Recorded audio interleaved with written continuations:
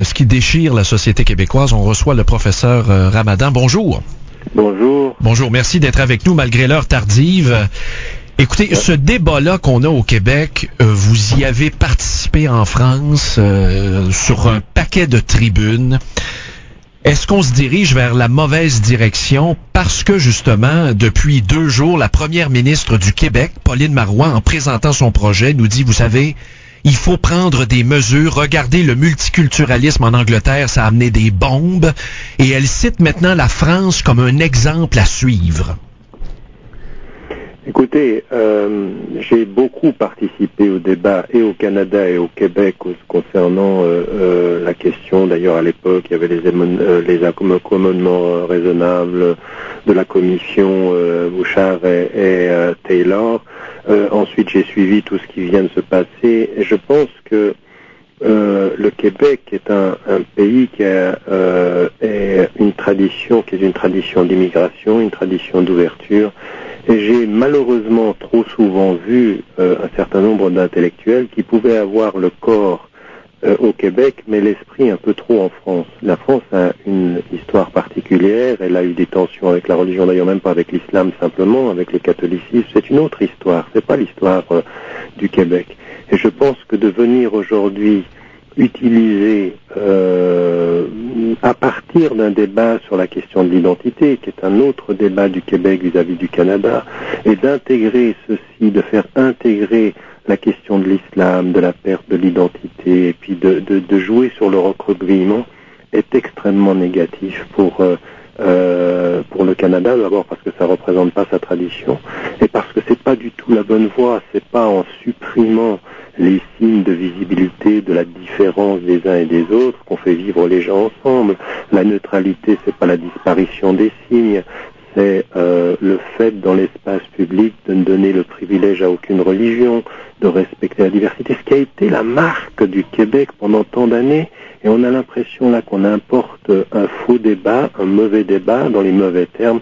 Il faut absolument que des femmes et des hommes résistent à ces tentations-là, parce que c'est finalement une attitude très populiste, une attitude qui veut gagner des élections, gagner des voix sur la peur et l'émotion, alors qu'il faut aujourd'hui construire le Québec sur le caractère ouvert, sur le caractère de sa tradition. On parle de multiculturalisme, j'aime pas tellement ce terme. L'histoire du Québec, c'est le pluralisme, c'est la diversité des identités et c'est cette ouverture. C'est ça qu'il faut préserver, parce que sinon le Canada et le Québec en particulier, dans la question qui nous occupe, va perdre son âme.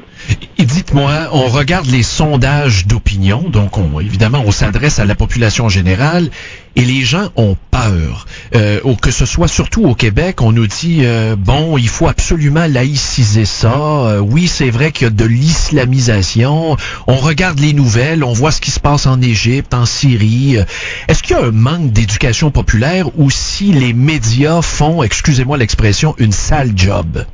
Écoutez, nous sommes tous responsables d'une façon ou d'une autre. La première des choses qu'il faut dire, c'est que il y a un vrai matraquage médiatique et on est dans un cercle vicieux, c'est-à-dire qu'à force de jouer sur l'émotion et de la peur, ça maintient une vie médiatique des sujets, et donc finalement on sait que les populistes, on sait que ceux qui travaillent sur l'émotion font du sondage, font de la popularité, font de l'audience, et donc on leur donne la parole, donc on est dans un cercle vicieux. Mais c'est pas il n'y a pas que ces journalistes-là, il n'y a pas qu'un journalisme d'audience, il y a un journalisme sérieux. Moi j'ai rencontré beaucoup de journalistes, de femmes et d'hommes au Québec qui font un travail sérieux, qui font un travail de mise en perspective. Et donc il faut que ces personnes soient beaucoup plus visibles dans le discours et dans le travail qu'elles font de répercuter les éléments positifs. Il faut que nous cessions le média de la catastrophe et que nous travaillions davantage sur le journalisme de la construction, de l'accompagnement des mouvements, non pas l'événement qui fait peur, mais le processus historique qui doit apaiser, parce que c'est faux ce qu'on dit. La réalité de la présence musulmane au Québec, c'est c'est qu'elle s'installe et qu'elle s'installe avec sérénité et que ça fonctionne. C'est l'émotif qui nous dit que ça fonctionne pas sur des événements médiatiques ou des faits divers, alors que les processus historiques montrent le contraire. La deuxième des choses qui est importante, c'est aussi les politiques. On a besoin de politiques qui soient courageux sur le plan local, des maires, des élus, et qui ne jouent pas sur la fibre sensible de la peur, mais qui jouent comme politiciens sur la vision à long terme de la coexistence, de la réalité de ce que c'est qu'un État d'une société pluraliste qui ne privilégie aucun culte, mais qui ne veut pas confondre la neutralité et la laïcité avec l'absence de la religion.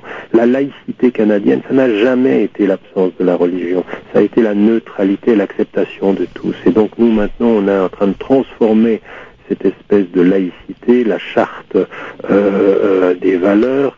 C'est pas une charte des valeurs exclusives, c'est une charte de valeurs exclusives et qui est plutôt de nature à dire qui n'est pas des nôtres plutôt que de dire nous sommes tous ensemble au nom de ces valeurs. Et le dernier élément sur lequel j'aimerais beaucoup insister, c'est que les citoyens canadiens de confession musulmane, quand on parle de l'islamisation, écoutez, il y a de plus en plus de Canadiens et de Québécois de confession musulmane, donc il va y avoir une visibilité davantage plus grande. Ça ne veut pas dire qu'on islamise, ça veut dire que c'est simplement des citoyennes et des citoyens qui ont une visibilité et qui sont canadiens et on ne peut pas simplement vouloir qu'ils travaillent pour le pays et faire disparaître le fait qu'ils vivent pour leur conscience. Il faut qu'on marie les deux. Et c'est là où moi j'appelle les citoyens québécois de confession musulmane à faire un travail beaucoup plus important d'explication, à faire un travail beaucoup plus important de présence publique, de sortir de leurs organisations, de sortir de leurs mosquées, et surtout qu'ils fassent une chose et qu'elles fassent une chose ensemble. C'est qu'elles ne sortent pas uniquement quand on parle de l'islam, uniquement quand on parle de la question religieuse, mais que ce soit des citoyens qui s'occupent de tout, qui parlent de l'école, qui parlent des questions sociales, qui parlent des questions budgétaires, qui parlent de tout, c'est-à-dire un citoyen québécois s'occupe de tout et pas simplement de ce qui le concerne sur le plan religieux. Donc il faut qu'on sorte de cette mentalité de victime, qu'on devienne des citoyens à part entière. Alors vous avez plein de femmes et plein d'hommes que j'ai connus au Québec et que je vois au Québec qui font ce travail-là. Alors vous voyez, il faut que les responsabilités, on les reconnaisse, nous avons tous des torts dans cette affaire-là, mais on ne peut pas laisser un pays perdre sa tradition parce qu'on est dans une campagne qui joue sur la peur.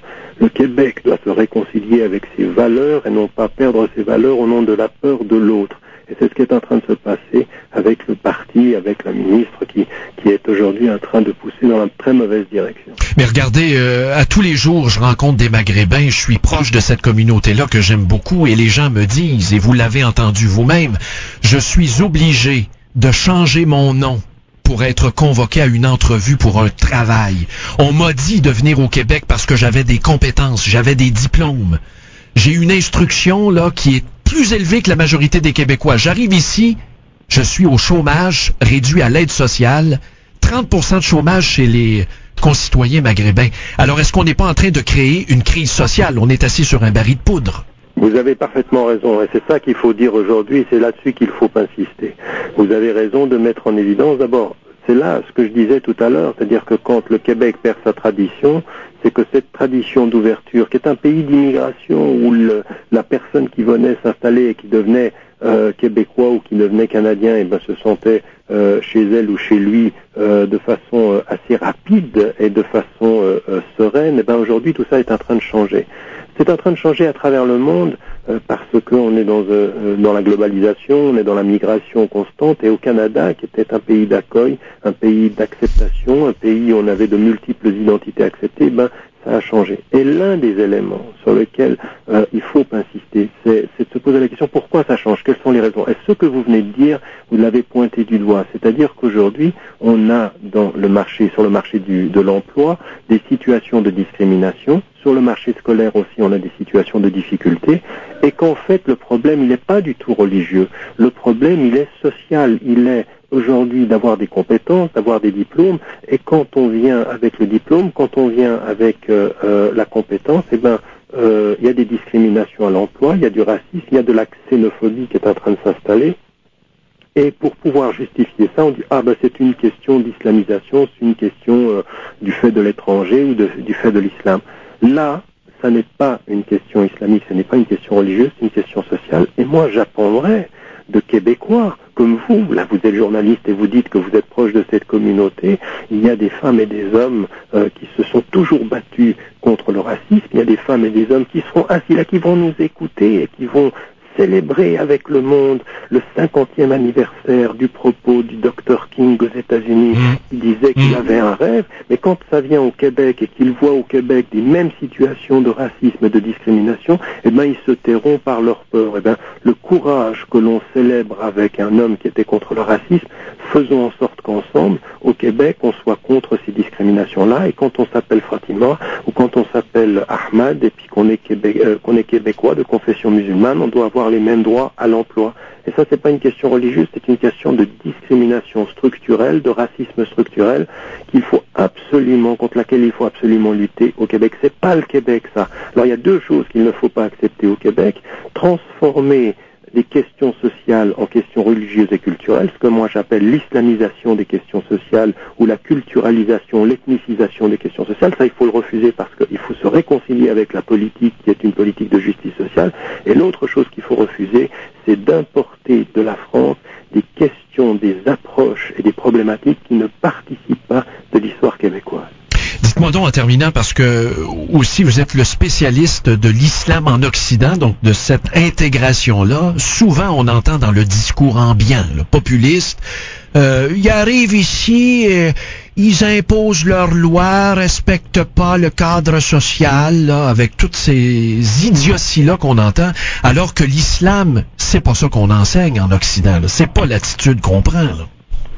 Non, et vous savez, si on allait avec les chiffres et pas avec les impressions, bien sûr qu'il y a une visibilité. Ben évidemment, quand vous avez des chrétiens, des juifs, des musulmans, vous allez avoir une visibilité de mosquées, de synagogues, d'églises. Ça, c'est normal. Et puis vous allez avoir des tenues vestimentaires, vous allez avoir de la nourriture qui va se varier. Alors l'exotisme de la nourriture, ça on le veut bien, mais l'exotisme de l'architecture, ça on le veut pas. Et d'ailleurs, je dis même moi aux Québécois, aux Occidentaux de confession musulmane, changez votre architecture, adaptez-la au lieu où vous êtes. Les goûts changent, les cultures doivent s'adapter, on n'a aucun problème avec ça. Mais ce qui est le plus important, c'est que quand on va vers les chiffres, en Angleterre, aux États-Unis, dans toute l'Europe, et au Canada, et au Québec, eh ben, que voit-on? On voit que toutes les autorités politiques vous le confirment. Le processus d'intégration, ça veut dire pour des femmes et des hommes de confession musulmane, le respect de la loi, le fait d'être des démocrates, le fait d'aller dans les écoles, le fait de s'intégrer par le travail fonctionne. Statistiquement, ça fonctionne. Ça n'est pas du tout une question religieuse. Donc aujourd'hui, de nous présenter ceci comme un échec, c'est jouer avec les chiffres, prendre des questions, par exemple les questions des banlieues ou la question ce qu'on appelle les inner cities, où il y a des problèmes, par exemple, sociaux, en disant c'est des problèmes religieux. Non, ça, ce sont des problèmes sociaux. La question religieuse, et c'est pour ça que moi, je n'ai aucune crainte à dire, et je l'ai dit dans mon livre sur mon intime conviction, nous sommes dans une ère de post-intégration. Et aujourd'hui, ce que nous attendons des citoyens de confession musulmane, c'est pas simplement qu'ils s'intègrent, c'est qu'ils contribuent, comme je vous l'ai dit tout à l'heure. Il y a un processus de contribution qui doit apparaître, et aujourd'hui, nous avons besoin de femmes et d'hommes qui en viennent aux chiffres pour montrer que ça marche, et qui en viennent à leurs principes citoyens, une éthique de la citoyenneté pour vivre ensemble. Et donc on ne laisse pas le discours de la peur prendre le dessus. Quand on importe la peur, quand on ébrouille la peur, on y perd la raison. Et quand on perd la raison, on perd le discernement. Et quand on perd le discernement, on ne peut pas vivre ensemble. On s'écoute plus. On a un dialogue de sourds au sens littéral. Et aujourd'hui, c'est cela qu'il faut dépasser. Appelons les citoyens qui nous écoutent, vous et moi aujourd'hui, et qui comprennent ceci, c'est-à-dire ne vous laissez pas illusionner ou emporter dans l'émotion par un discours qui ne représente pas la conscience de vos concitoyens de confession musulmane. Ils sont ici, ils veulent vivre comme vous, avec des principes de justice, avec des principes de dignité, et ils y arrivent. Ouvrez-vous. Et la seule question que j'ai envie de poser à vos auditeurs, qui ne seraient pas de confession musulmane, qui seraient chrétiens, juifs ou athées ou agnostiques, c'est de dire: vous dites peut-être assis en nous écoutant maintenant que vous êtes ouvert d'esprit, j'ai une question à vous poser. Pendant les 2 dernières semaines, combien de femmes et d'hommes d'une autre religion, d'une autre culture, d'un autre horizon que le vôtre avez-vous rencontré et avec lesquels vous avez échangé? S'il n'y en a pas beaucoup, c'est le début de la responsabilité qui doit être la vôtre. Ouvrez vos portes, ouvrez vos oreilles, ouvrez vos intelligences, ouvrez vos cœurs. C'est ça l'avenir d'une société plurielle. C'est pas des discours sur l'ouverture et des décisions dans la fermeture.